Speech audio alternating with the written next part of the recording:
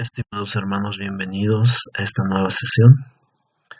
Estamos en la sesión número 8, hermanos, y seguimos en el capítulo 2 o en la unidad 2 y hablando de la multiculturalidad, el cual, como ustedes recordarán, se refiere a la existencia de varias culturas que conviven en un mismo espacio físico, geográfico, social, ¿no? Y esto abarca todas las diferencias, ¿no?, que se enmarcan dentro de la cultura, ya sea religiosa, lingüística, racial, étnica, etc. Entonces vamos a continuar con esto, hermanos, y antes de empezar, por favor, vamos a orar. Padre amado Señor, te damos las gracias, Dios mío, por esta nueva oportunidad, Dios mío, en el que tú nos permites estar juntos una vez más, Dios mío, aprendiendo, viendo estos conceptos, Señor amado. Bajo tu guía, Señor, iniciamos, Señor amado, y te agradecemos, Padre amado, Señor, por este tiempo. Gracias, Padre. Amén. Bueno, hermanos, sigamos con concepto de multiculturalidad, ¿no? En este caso vamos a ver el fenómeno multicultural, ¿no? Este fenómeno de la multiculturalidad se presenta desde antes de la conquista, ¿no? Es decir, desde antes de la llegada de los europeos. Primero, esto ha surgido a través de las migraciones de los primeros pueblos precolombinos, ¿no?, a estas regiones, ¿no? En nuestro caso, en la región andina, lo que comprende todo lo que es Sudamérica, ¿no?, el Perú, Bolivia. Estos pueblos se han asentado en las distintas regiones, ¿no? Luego se reflejó con la llegada de los europeos, en nuestro caso con la llegada de los españoles, ¿no? Y luego con la llegada de africanos, ¿no? Y todo esto ocurrido, como bien ya lo sabemos, en la colonia.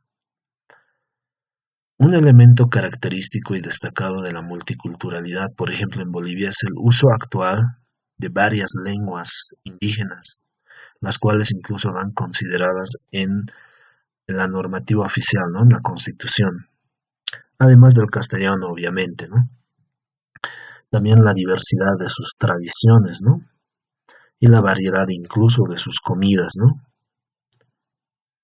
Y estas diferencias, hermanos, pues justamente se enmarcan, ¿no?, en ese concepto que dice la existencia de varias culturas que conviven en un mismo espacio físico, ¿no? En este caso, el territorio boliviano.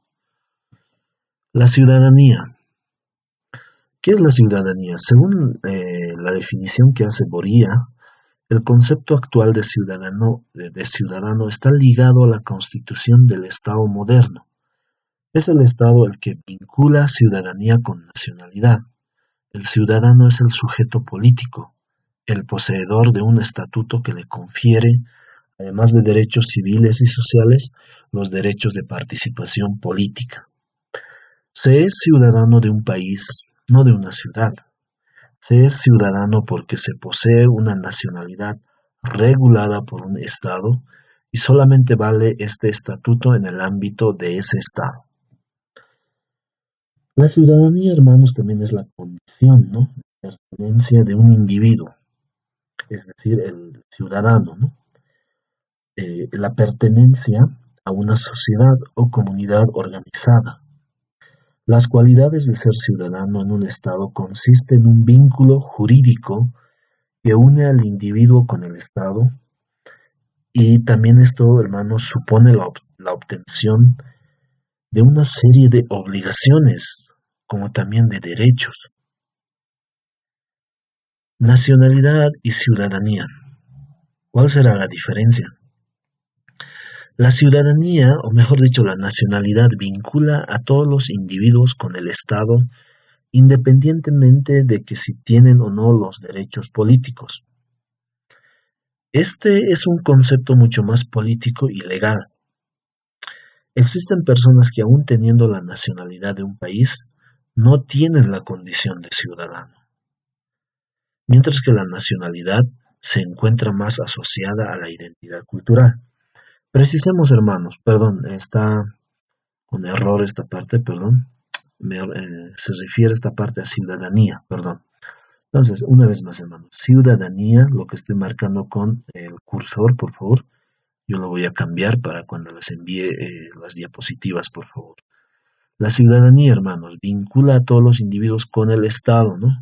Independientemente de que, de que tengan o no derechos políticos, ¿no? Es un concepto más político y legal, ¿no? Mientras que la nacionalidad se encuentra más asociada a la identidad cultural.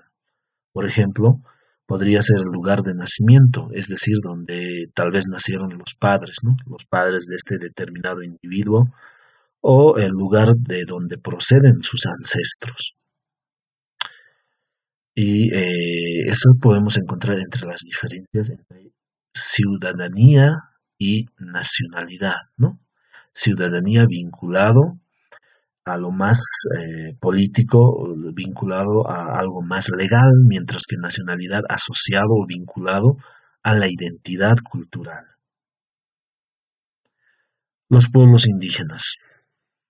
Hay una definición del Banco Mundial, ¿no?, que dice que los pueblos indígenas son sociedades y comunidades culturalmente diferentes. La tierra en la que viven y los recursos naturales de los que dependen están inextricablemente vinculados a su identidad, su cultura y los medios de subsistencia, así como también de su bienestar físico y espiritual, ¿no? Entonces, sociedades y comunidades culturalmente diferentes. Los pueblos indígenas en el marco de nuestro país, hermanos. El artículo primero de nuestra Constitución reconoce la diversidad lingüística y cultural, ¿no?, en este país. Esta es una característica que enriquece la nación. En Bolivia coexisten más de 30 grupos étnicos, ¿no?, que se distribuyen desde las punas altas, desde las montañas, desde los nevados de los Andes, hasta las cálidas llanuras, ¿verdad?, del oriente, de la Amazonía, del Chaco, ¿no?, que moran en esta región desde tiempos que no se puede precisar, ¿no?, desde tiempos inmemoriales, ¿no? Los grupos que más han sobresalido de estos serían grupos que se desarrollaron en el entorno de la región altiplánica, ¿no? En este caso podríamos hablar de los pueblos quechua y aymara, ¿no?, que han sido como los representantes más importantes de este país, ¿no? Sin embargo, hermanos, hoy en día esta visión ha sido también más, ha sido aumentada, enriquecida, gracias también al reconocimiento de los pueblos que habitan en las regiones orientales de Bolivia, ¿no? Más o menos antes de la década de los 80, ¿no? Estos pueblos eran casi invisibles, ¿no? Debido a su situación físico-geográfico, ¿no?, en las tierras bajas donde ellos habitan, ¿no? Asimismo por la concentración, ¿no?, es decir, el centralismo, ¿no?, de las funciones públicas administrativas principales de nuestro país, que se situaban en las principales ciudades, sobre todo en La Paz, ¿no? Eh, el movimiento, podemos hablar un poquito del movimiento de las organizaciones indígenas, ¿no?, a lo largo de nuestra historia, ¿no? Podemos hablar de las luchas llevadas a cabo por las organizaciones indígenas, ¿no? Este reconocimiento, hermanos, sobre todo de poblaciones indígenas del oriente de Bolivia, pues se ha logrado a raíz de las luchas llevadas a cabo por las organizaciones indígenas, ¿no? Se las ha reconocido, se las ha valorizado, ¿no? Al menos en las normativas, ¿no? Eh, en este caso, en la actualidad, ¿no? Y según la Constitución, ningún pueblo pues goza de ventaja mayor a la otra, ¿no? Aunque es evidente, ¿no?, una diferencia en cuanto a, ¿cómo se puede decir?, importancia tal vez, ¿no?, en cuanto al número de hablantes, digamos, ¿no?, en el cual podríamos citar al quechua, con un número de hablantes muy considerable y seguido de el aymara también. Bueno, hermanos, vamos a estar embarcándonos en este tema con más amplitud, hermanos, y bueno, por la sesión de hoy, hermanos, sería todo esto. Y para despedir, como siempre, vamos a orar, hermanos. Padre amado, Señor, te agradecemos, Dios Padre, por este tiempo, Señor, que tú propicias, Padre amado, para que nosotros veamos, Señor, Padre amado, esta teoría, esta historia, Padre amado, Señor. Ayúdanos, Padre amado, siempre a ampliar nuestros conocimientos, Padre amado, Señor, y propicia, Padre amado, sé propicio en este tiempo, Dios mío. Gracias, Padre, en el nombre de Jesús terminamos. Amén. Muchas gracias, hermanos, les espero en la siguiente sesión.